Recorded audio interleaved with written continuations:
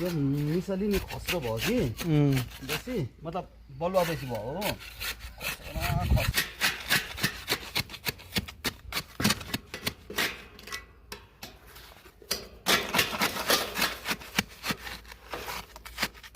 to guys आज चाहिँ यो एकदम 2 स्टोरेज बिल्डिङ को चाहिँ एकदम निर्माण कार्यको चाहिँ यो अगाडिको जुन चाहिँ खुट्टी थियो है त्यो खुट्टी चाहिँ अहिले जाम गर्ने क्रम चलिरहेको छ है काम चलिरहेको छ एकपट्टिको चाहिँ लगभग जाम गरिसके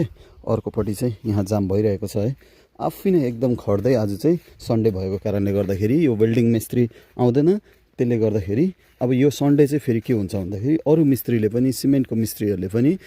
यो सबै चाहिँ काम गर्दैन आज छुट्टी हुन्छ हैन त्यसले गर्दाखेरि चाहिँ अर्ली मर्निङ चाहिँ यहाँ मेरो काम चाहिँ चलिरहेको छ है यो खुट्टीहरू चाहिँ जाम भइसकिसक्यो अझै यसलाई चाहिँ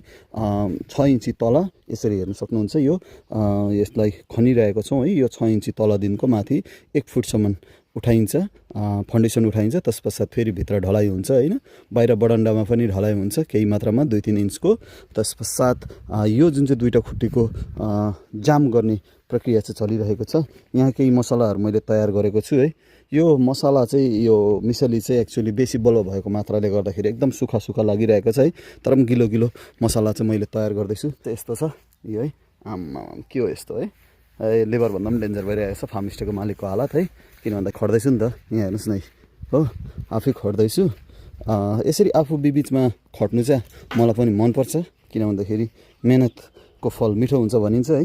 र यो दुईटाको लागि के मिस्त्री लगाइरहनु भन्ने पनि एउटा कुरो हो किन भन्दाखेरि एक बेलाकै दाम लिन्छ र अरू काम पनि फेरि बादमा यो गरिसकेपछि एकैचोटि हुने कारणले गर्दाखेरि चाहिँ मैले यो दुईटा चाहिँ आफै गरेको है यो चाहिँ यहाँ अब यसलाई फेरि घोलेर चाहिँ कराईमा बोकेर चाहिँ त्यहाँ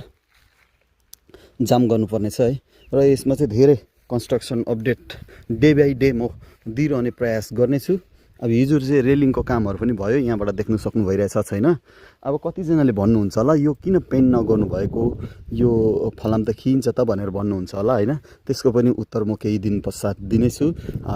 उत्तर भन्नाले त्यसको भनौँ न है किन चाहिँ नगरेको कारण भनौँ न हैन त्यो दिनेछु है यो साइडबाट चाहिँ हाम्रो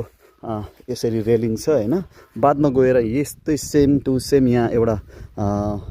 घर आउनेछ यानी कि ए फ्रेम कटेज आउनेछ र सिँढी चाहिँ यसतर्फ हुनेछ है सिँढी यसतर्फ हुनेछ कस्तो देखिन्छ त यसको भनेर अगर तपाईहरु चाहनुहुन्छ भने चाहिँ यो चाहिँ लगातार रूपमा तपाईहरु बनिरहनु होला ब्लगमा है यदि कमेन्ट गर्नुभयो भने चाहिँ अर्को ब्लगमा चाहिँ म तपाईहरुलाई यसको AI generated video photo just चाहिँ मेरो एक्ज्याक्टली कस्तो खालके बनाउने त्यो जुन चाहिँ प्रोजेक्ट छ कम्प्लिट हुँदा कस्तो हुन्छ कस्तो देखिन्छ भन्ने चाहिँ एआईले अलरेडी बनाइदिइसकेको छ त्यो चाहिँ म तपाईहरुलाई अहिले सकियो भने अहिले नै यहाँ तपाईहरुको यो भिडियोमा म देखाउने छु यस्तो प्रकारको बनिन्छ र सिँढी यसतर्फबाट हुन्छ है बनिरहनु होला ब्लगमा है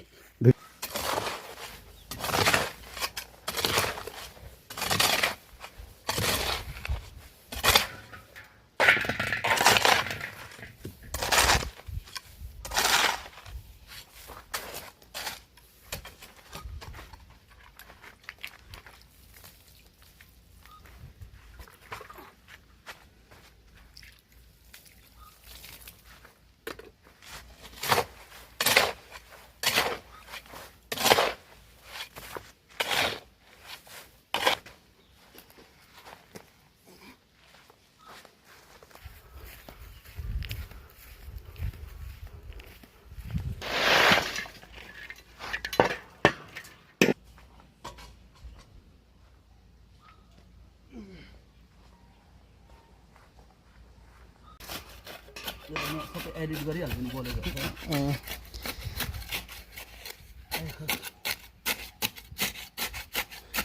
यो मिसली नि खस्रो भयो कि बेसी मतलब बलुवा बेसी भयो हो खस्रो हुन्छ बिती नै छैन के